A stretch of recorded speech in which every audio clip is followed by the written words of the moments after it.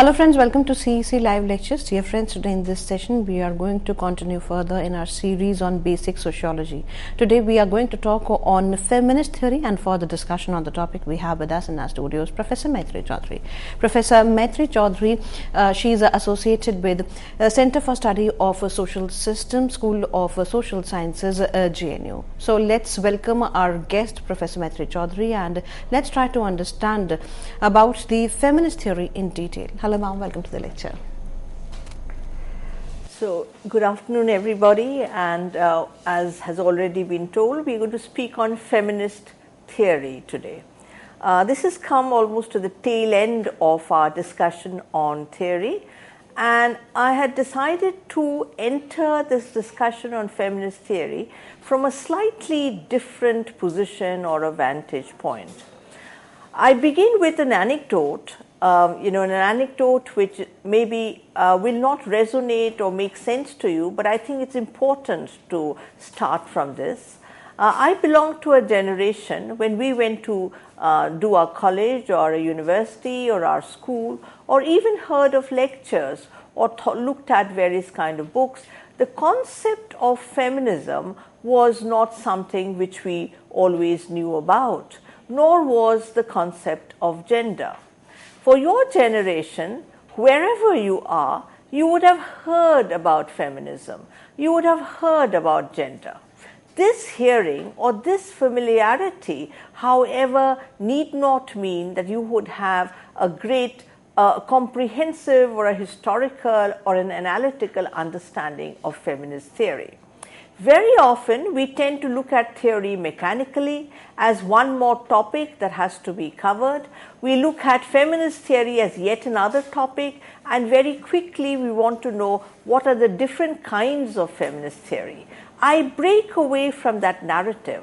I will come to the question of different kinds of feminist theory, but before that I begin on a note which I began right at the beginning when we talked about the growth, the origin and emergence of sociology, and I emphasize that in order to understand theory, you have to understand the distinction between common sense and social science theory, common sense and sociological theory, and therefore logically common sense and feminist theory.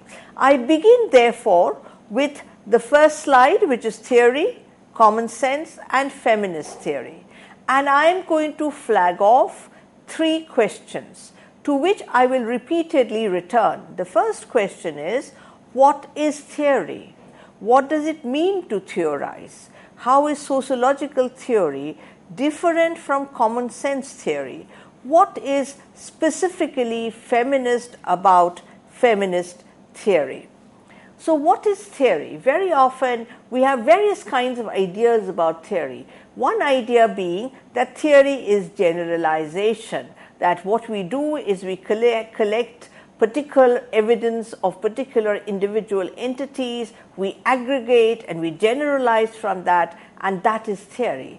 That is not necessarily that is all there is about theory. Theory means making sense of,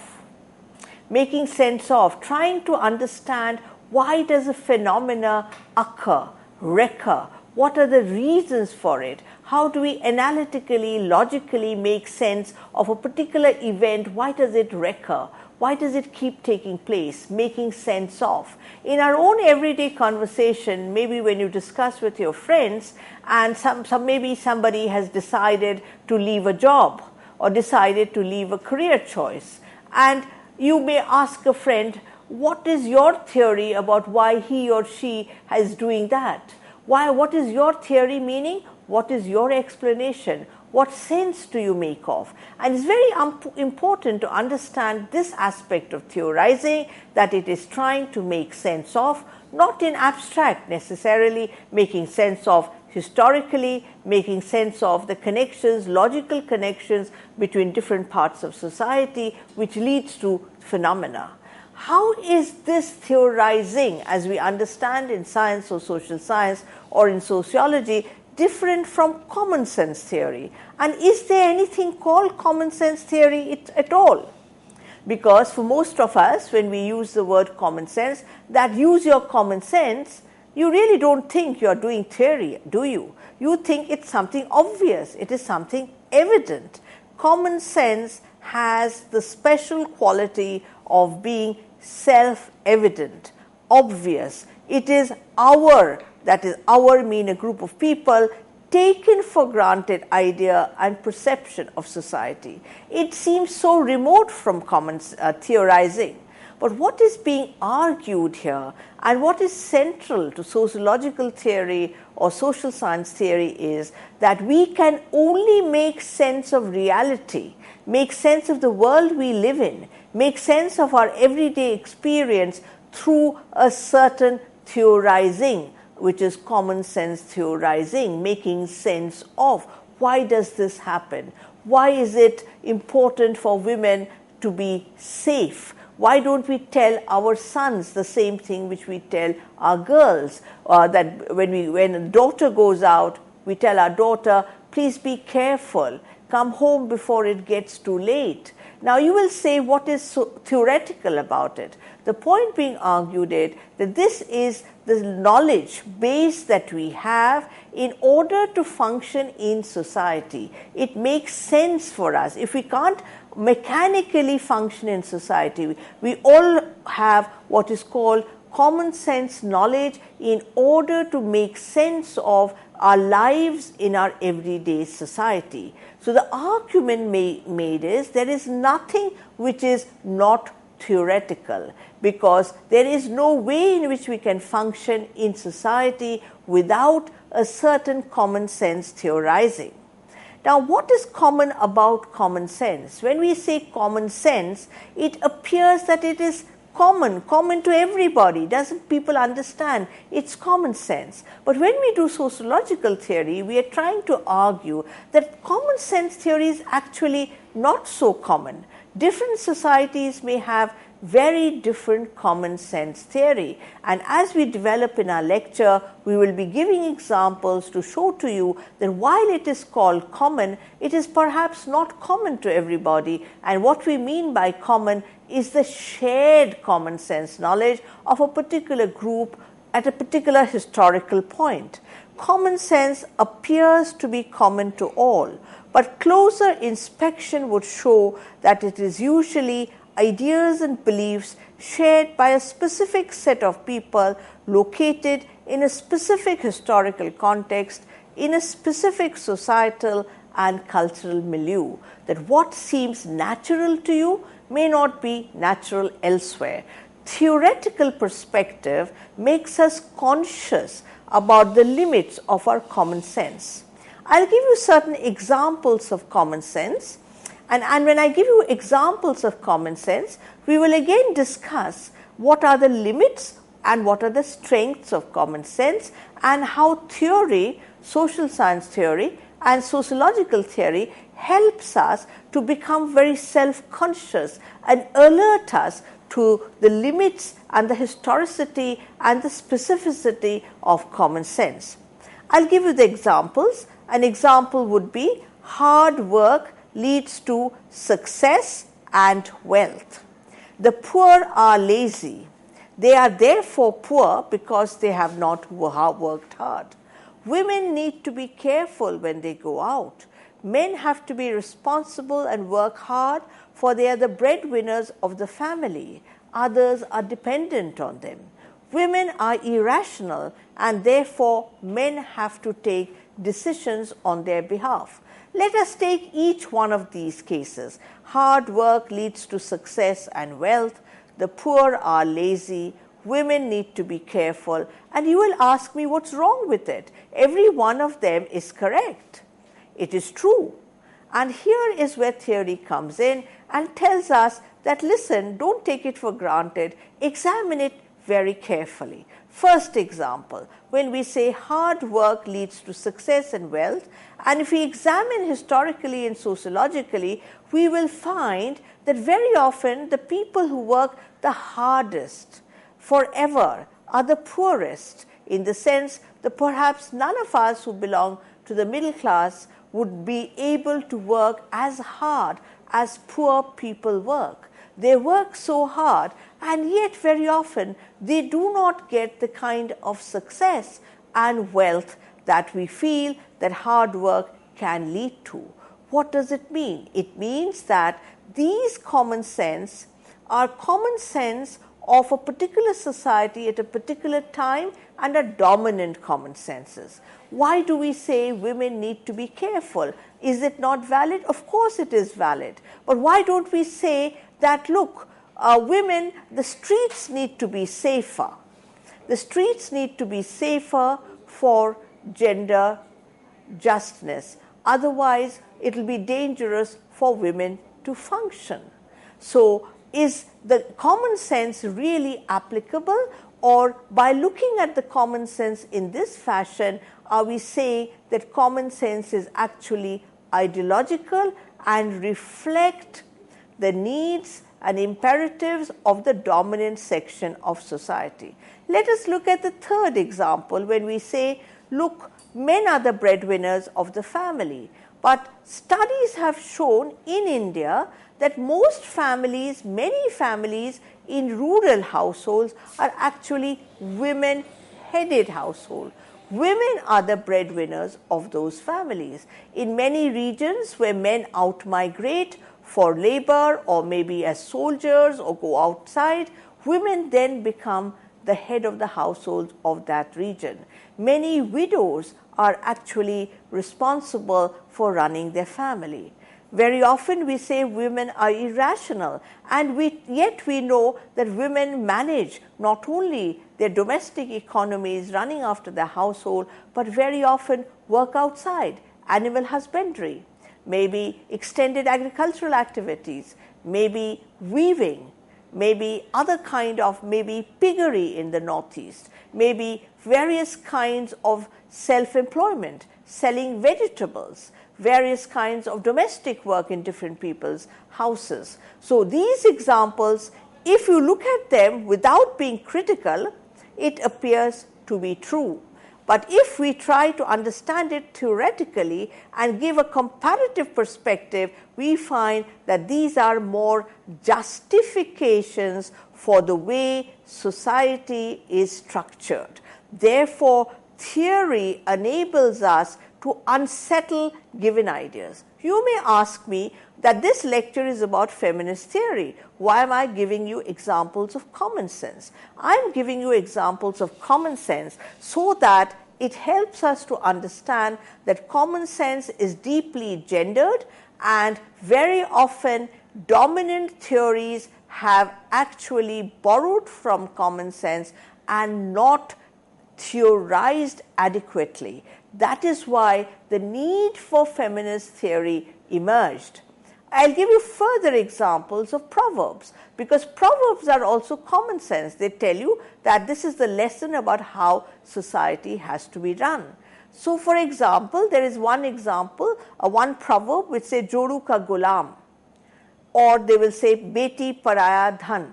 These are proverbs that we know about. Or they would say that, old women trying to look young, Budi godi lal lagam. So here if you say Beti paraya dhan, and if you just take it as taken for granted, common sense, then you will not get an adequate sense of what the story is all about. Because then you will say that is true. Beti is paraya dhan. Once she gets married, she goes outside, she goes to another family. But if you look at it sociologically, from a sociological perspective, from a theoretical perspective, then you will say this may be true in particular societies which are patrilineal and patrilocal. Only in such societies women move out of their households when they get married. But is this correct? Is this necessarily true? Should we therefore treat her in an unequal fashion? So you will start realizing therefore that common sense could very often be gendered and also discriminatory, very often discriminatory. Therefore, we come to the question that I wanted to discuss at some length to us, that what I am trying to say from the very beginning is to go to the point that, look, we have to understand theory critically. we have to understand that very often what we say is theory is actually common sense theory, not theory which we have self-consciously learned to analyze and go beyond the self-evident, but theory which we thought is natural. If we say women are the weaker sex, women are the fairer sex, this seems to us taken for granted. How has it impacted theorizing? It has impacted theorizing by making women invisible, and that is an issue I'll come back to at greater length a little later. What I'll do over here is do a quick recap of what is the argument that I am trying to make, so that you understand what was the need for feminist theory to emerge.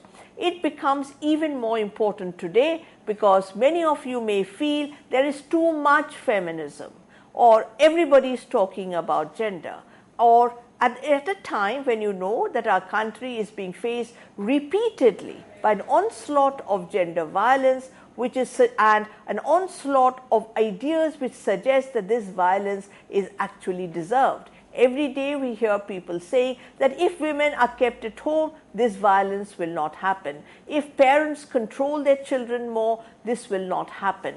On what basis are these people saying it? They are saying it on the basis of received common sense theory. This is the reason why we have to do feminist theory. What is theory? Theory is making sense of. There are two ways of making sense of. One is by our common sense, what we've learned from childhood. The idea that women are somebody else's property, pariah dhan. This we have learned not in classes of sociology, not by reading critical theory, but just by being in society and learning it from family, kinship, neighborhood, films, friends. Everyone is giving the same message, which is reaffirming common sense ideas, and those common sense ideas being very discriminatory. How is sociological theory different from those common sense theory? It is different because it is making us realize that this gender identities, this idea of women and men being unequal and different is socially constructed, historically specific. It is not biological. It is not innate. To understand, therefore, the proverb that women are pariah dhan or somebody else's property, we have to understand certain structures of society. We have to have a theory of society that women are pariah dhan. It is understood to be only in those societies where we have patriarchy, patrilineal line of descent, patrilocality. That is a society where you feel that women are going to be moved out, they are of no value. Therefore, you have to give a dowry for them to go. But you may have another society where women's labor is recognized, and when she is married, maybe the husband has to give bride wealth in order to marry her to compensate the family for the productive labor unit that is the woman that they are losing. So these ideas or these proverbs or these common sense explanations are inadequate to understand questions of gender linkages or status of women or status of men or inequality of gender.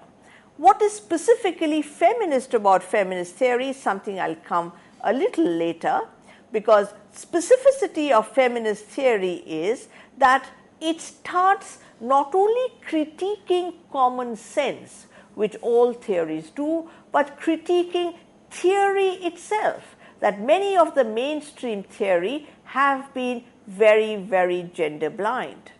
I now come to a section where I will try to make you explain how common sense is implicit theory. Implicit as separate from explicit. What is explicit theory? What is implicit theory? Implicit theory is that which is not stated overtly. It's something which is hidden, not spelled out. Explicit theory is that which is spelled out, explained and argued. All of us, as I showed you examples before, operate on theories, though most of them are implicit. We screen out certain things, we allow others to affect us. What do we mean by it? We screen out certain things, we allow others to affect us. For example, the assumption that women's safety depends upon her, that if a woman stays inside the house, if the woman dresses properly, which means in the standards of a given society, if she is coy, if she is shy, if she does not lift her eyes, if she covers her head, if she is otherwise almost invisible, nothing will happen to her. All of your generation knows that this is not true.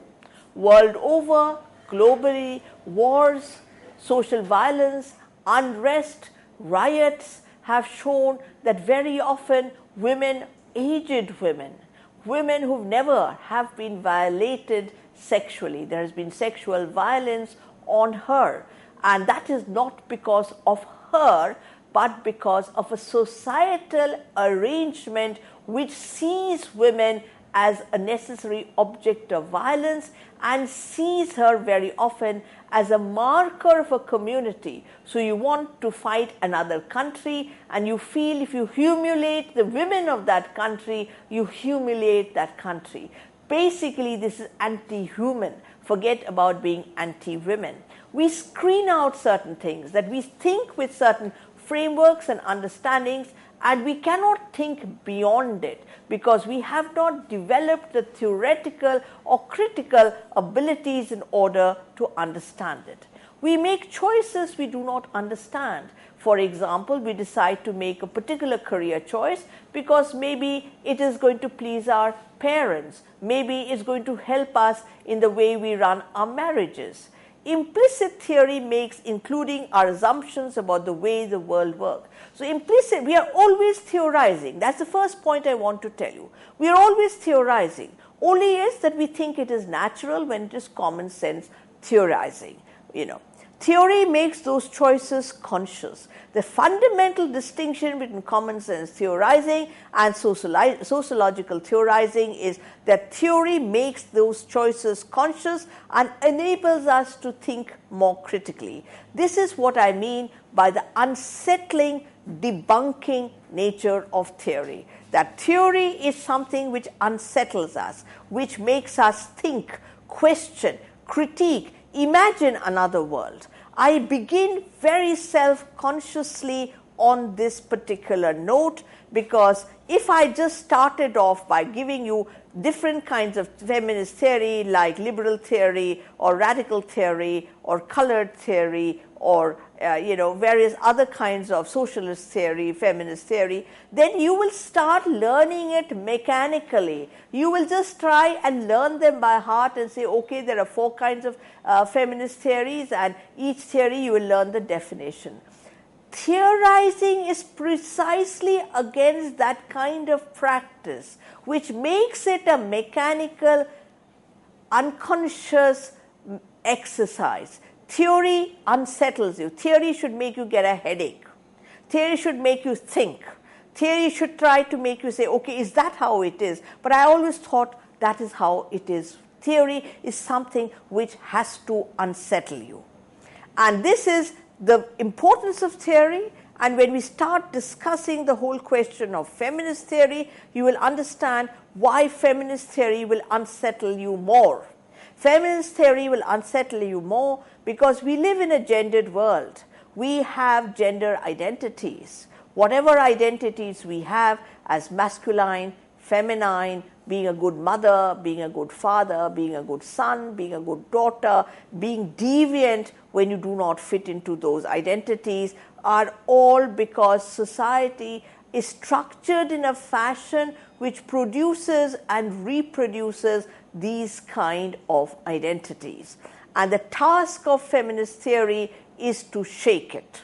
The task of feminist theory is to shake not only common sense theory, but to shake sociological theories, political theories, economic theories, which we have all forever taken for granted. And in my next part of my lecture, I will be giving examples from various kinds of theory to show to you what feminist theories do. But before that, I want to bring in another dimension, and the dimension is the relationship between feminist theory and feminist movement. Very often you may ask the question, what is the connection between movements and theories? What connection is there? The reason you will ask a question of that order, because you feel that theory is something abstract, theory is something which we do in books, movements are something which is political, is outside. The first thing that I want to convey to you is our everyday lives are also political. Our everyday lives are political, they function in a particular fashion. So feminist theory and feminist movement is something that I will be getting back to and reaffirming. And I'll go back to the questions of power common sense, but my next section will be more on the limits of mainstream and mainstream theory and why there was a need for feminist theory. With this note, thank you, ma'am. Thank you so very much for giving us this session. Friends, we will be back after a short break and we'll be discussing more on feminist theory. Till then, keep watching us. Thank you.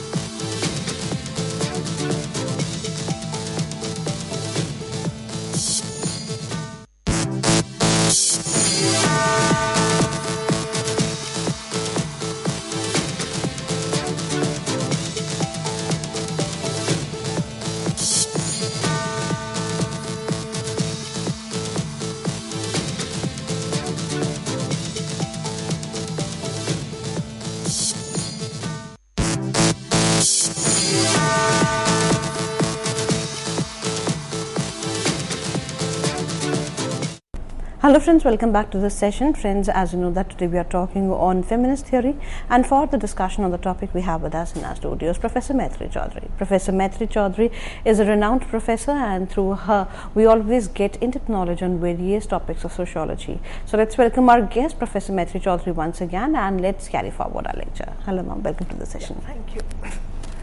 As I just mentioned in the earlier part of the lecture that we will now move on and see what was the need for feminist theory.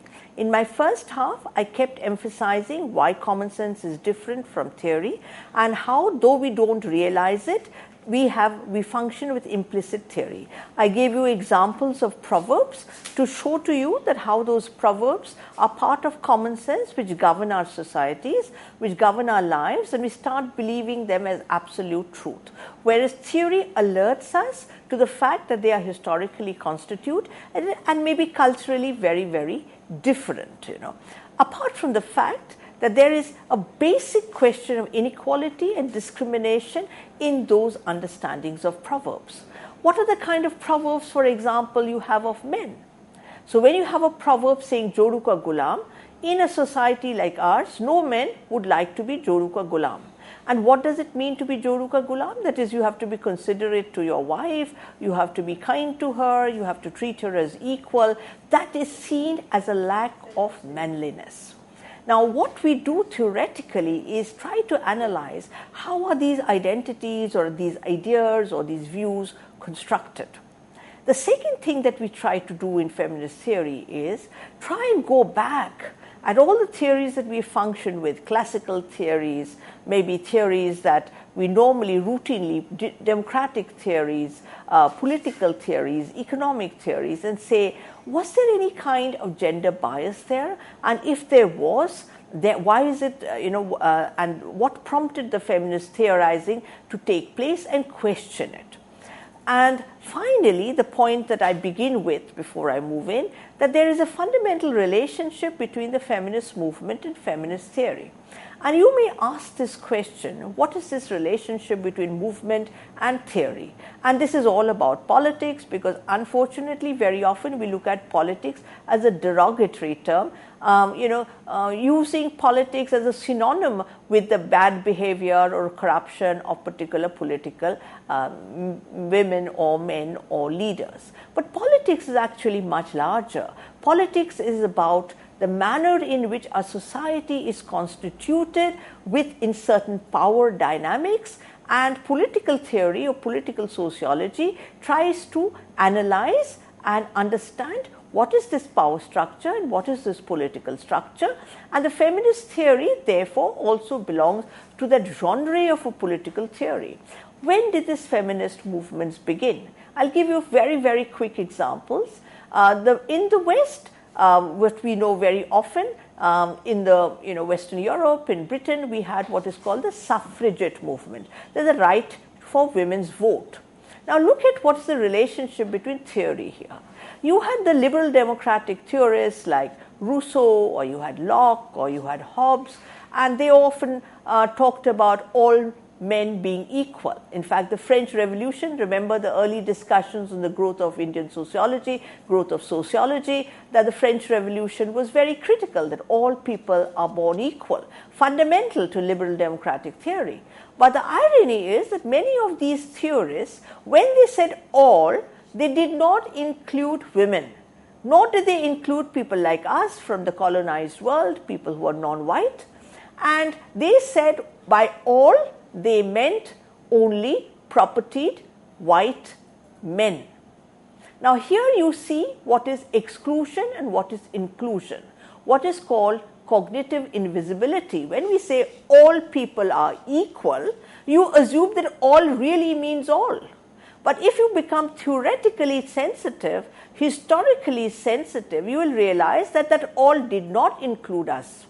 And therefore, the nationalists in our country raised this question that if you say all people are equal and all people have the right to be free and have their own government and state, then we too have a right to be independent and sovereign.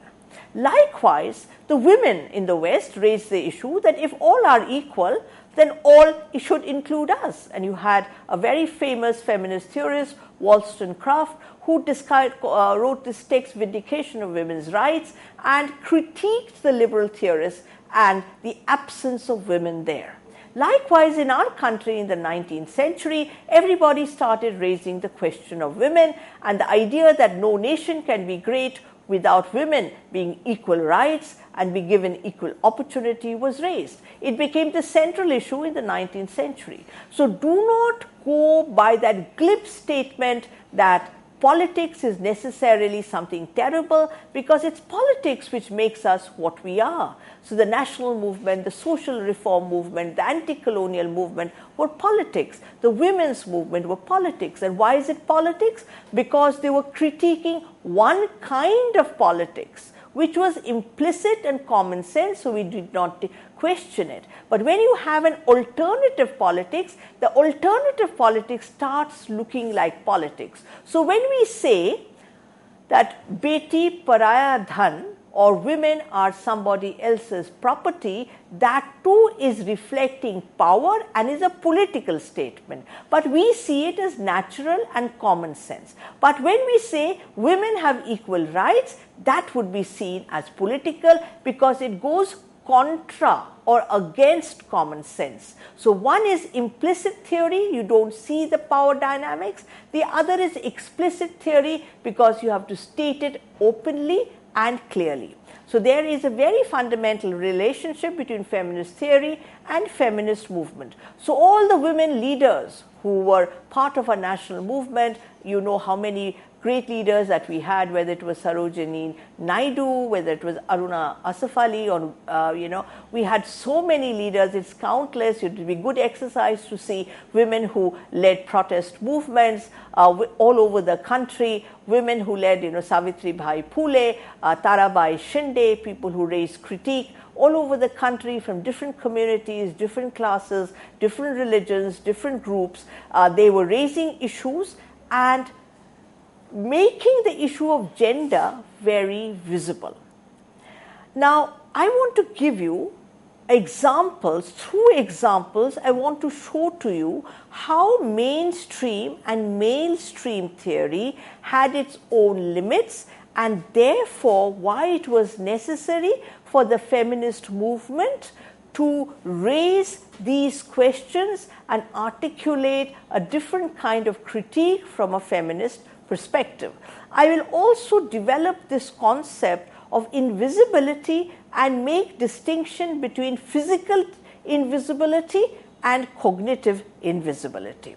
We shall discuss each of these issues that I mentioned about: theory, movement, power of common sense, mainstream, male-stream, and invisibility in social science theory with example.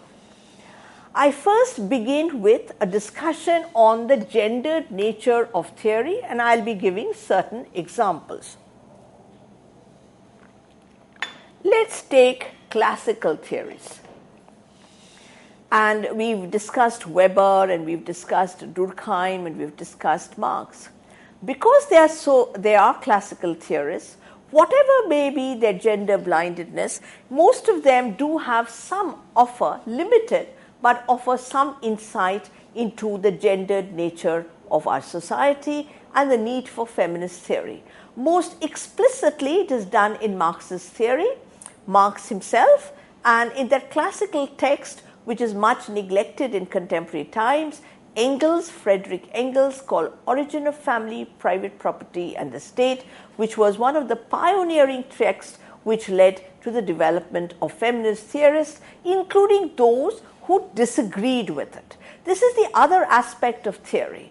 Theory helps us to open out, prise open reality. Theory is something which we do not affirm means always agree to. Theory helps us to argue, to debate, to make counterclaims, which is so necessary for a democratic society and a society of social justice. So let us take Marx's classical theory, and I'll give you few examples which were very profound impact on feminist theory, but which unfortunately for a very long time were rendered invisible and did not get the kind of attention that it did. I'll give you one example from Marx called the Reserve Army of Labor. Now, when Marx discussed Reserve Army of Labor, what he was arguing are that in a capitalist economy, there is often labor which is not fully utilized, but when it comes to a particular kind of crisis, they are drawn in. Now, the concept Reserve Army of Labor is not necessarily gendered, but is often very, very gendered. Let me explain through certain examples. You are familiar that we had this terrible wall wars in the early part of the 20th century in Britain, where a lot of men went out to fight for the war. And when men went out to fight for the war, the women had to take over the running of factories, the looking after shops, the running of farms, basically the task that many of the men did who went out to war. But when the men came back, these women were asked to leave those jobs and go back home where their tasks were laid out in looking after children or looking after the houses and domestic work. Let us take this story at a more critical level. commonsensically, you will say, absolutely right, what's wrong with it? Women are supposed to look after their homes, and only in an emergency women were forced to go out. So when the men returned, the men had a right to the jobs they left, and women returned. But there is an implicit theory in this argument. The implicit theory being that there is a divide between the public and the private. The public work is done by men, that's their legitimate sphere. The private work is done by women, that is their legitimate sphere. Men have a right to jobs outside, women are called in only when required. Therefore, the men are treated as individual entities with certain kind of rights, whereas women are seen as only appendages to men, not women as individual rights. So when I get a job, I don't get a job because I'm a wife or a mother or a daughter. I get a job because I am who I am. And this question is only raised to women, whereas when men get a job, they get a job because they are who they are. Now, when you look at this example and you critically analyze it, you start understanding that there is an implicit common sense even in mainstream theory. So when you talk about employment and jobs, you're really thinking about men, not about women. It is therefore quite natural that in our country, most women are in the unorganized sector. More men, many men are also in the unorganized sector, but more men are in the organized sector.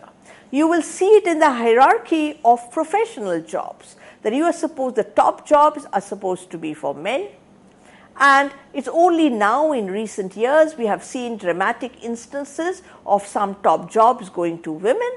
But at the same time, while the top jobs are going, you would also have statistics showing a decline in women's workforce in certain sectors and increasing of women's workforce in certain other sectors, for example, hospitality maybe or service sector, which is again seen as an extension of the natural nurturing qualities of women. In an earlier epoch, therefore, women were told that become teachers or nurses because it is in continuity of your natural nurturing qualities that is given to you by birth. In today's world, very often, women are given preferences sometimes in the hospitality sector, arguing likewise that women are supposed to be better in these jobs. So you see in a very simple example, which may appear common sense, but seen from the feminist movement, which would argue for women's equality and feminist theorizing, you would see that in this common sense, there is some implicit theory. So the reserve army of labor of Marxists can be a very productive gendered analytical category to understand the question of gendering, of the way gender is an organizing principle of society. You look at other concepts, look at Talcott Parsons, and he has this very interesting argument about instrumental and expressive functions, that men are the breadwinners. His standard example upon which he theorizes is drawn from the typical middle class North American white family of the post-World War II, where America was doing very, very well, great prosperity. And his argument was that in a society which is a modern society, an industrial society, there would be the chances that people will have to be mobile, move from one place to the other. So the most productive unit there would be the nuclear family. And in that nuclear family, the men would play the instrumental function and the women would play the expressive function. Instrumental, that you earn the money, you are the breadwinner. Women, expressive, nurturing, caring, looking after. There is a certain, what it would be called essentializing of roles, that we are what we do because we are destined to do so by birth.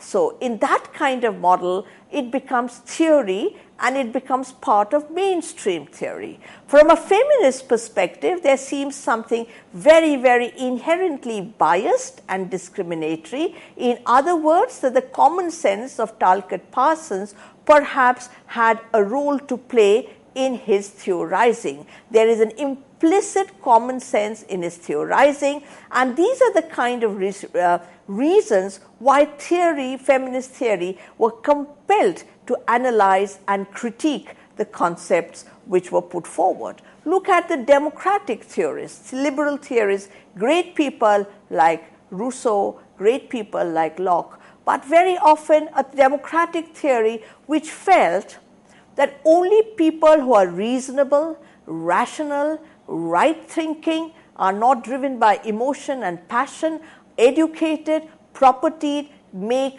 the right decisions. Therefore, the right to vote should only be given to educated, white, middle-class, propertied men. And if women have to be given, it should be as wives of such men, as propertied men. But if democratic theory is saying that all people are equal, how do they account for this common sense implicit assumptions which are secretly built into the democratic theory? So the feminist movement asking that all means all. The anti-colonial movements like the Indian national movement would argue all means all. If women too have a right to vote, and black and brown people also have the right to vote, just as we have the right to form our own government. So it was the gendered nature of mainstream and male-stream theory which compelled the feminist movement to ask difficult questions. Take the example of another classical theorist like Weber and his example of rationalization of modern societies and the argument of reason-based decisions.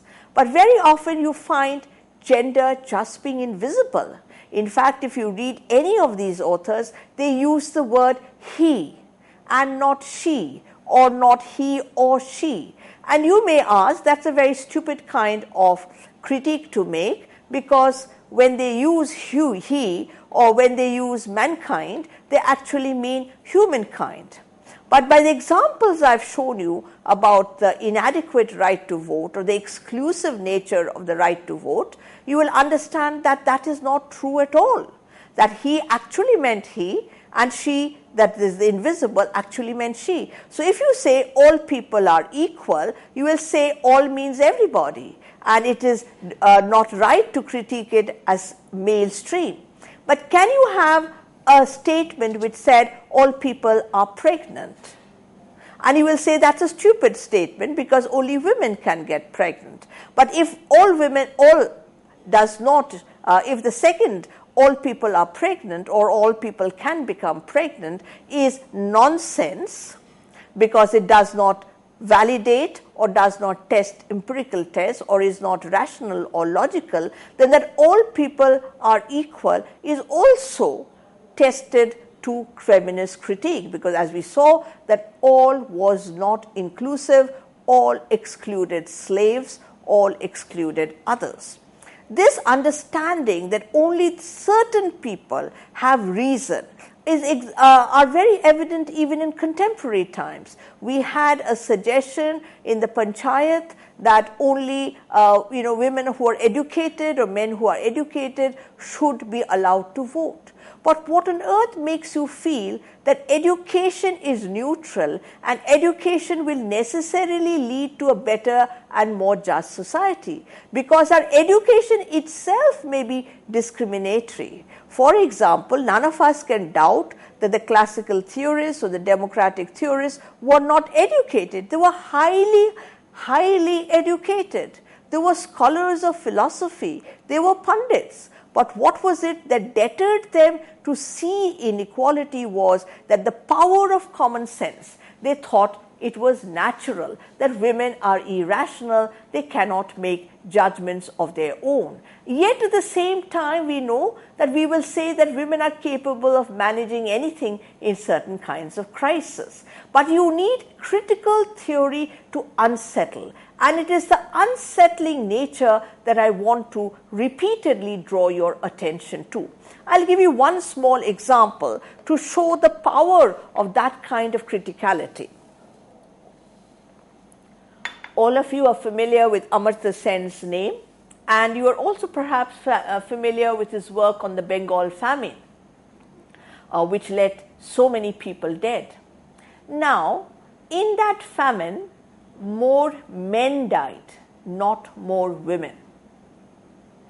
Now, let's analyze it critically and say, but why did more men die? Because usually women have less nutrition, women are weaker, then why did more men die? And he had this absolutely wonderful explanation that more men died because women, poor women in our country, were already used to certain level of starvation.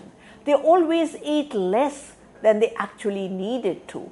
They were able to cope up with that resilience, cope up with that crisis, whereas many of the men were unable, faced with that kind of crisis, and therefore died. Now, here is an unsettling way of looking at common sense. Instead of accepting any data or any evidence or any theory as given, learn to critically analyze it and keep thinking about other gendered nature of various different kind of examples. Here we talked about theory, about mainstream theory and how gendered they can be. And I now look at certain concepts and I try to draw them primarily from our country to explain to you how concepts are gendered. And I'll go back a little bit to the second feminist movement. The first was the suffragette part of the women's movement, which was part of our national movement. But look at a more recent, by contemporary standards, more recent compared to 19th century, the second phase of the women's movement, which took place in the late 1970s. What happened then? You had new issues like dowry, you had new issues of violence against women, you had new issues of rape which came up, but also new issues about economic rights, rights of culture which came up at that point of time. Now, during that period, not only was there a very strong movement, there was great scholarship. And I'll give you one example, and that is the example of the census. Now, in the census, which is just numbers being put under different kinds of concepts or categories, under work, very few women were counted. And feminist scholars, Veena Majumdar and others of that period, started asking, why are so few women counted?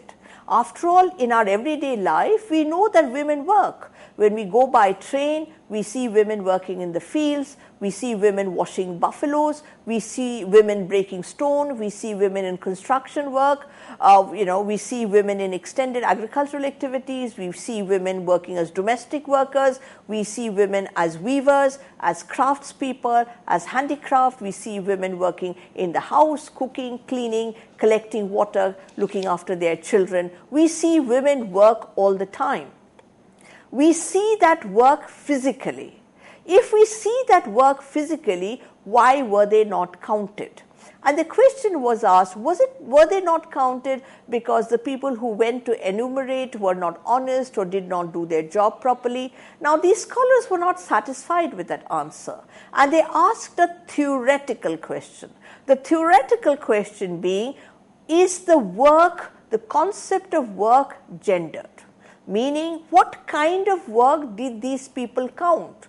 And the common sense idea of work is that if you have a regular work, you have a job, a 10 to 5 work, you get your salary at the end of the month, it's an organized sector, you have a provident fund, you have pensions requirements, you have a certain kind of work, and only that kind of work was counted as work.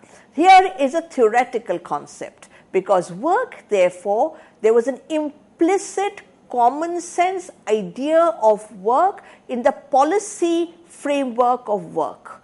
So it was needed for the feminist movement and feminist theorizing to shake up the state and ask for a redefinition.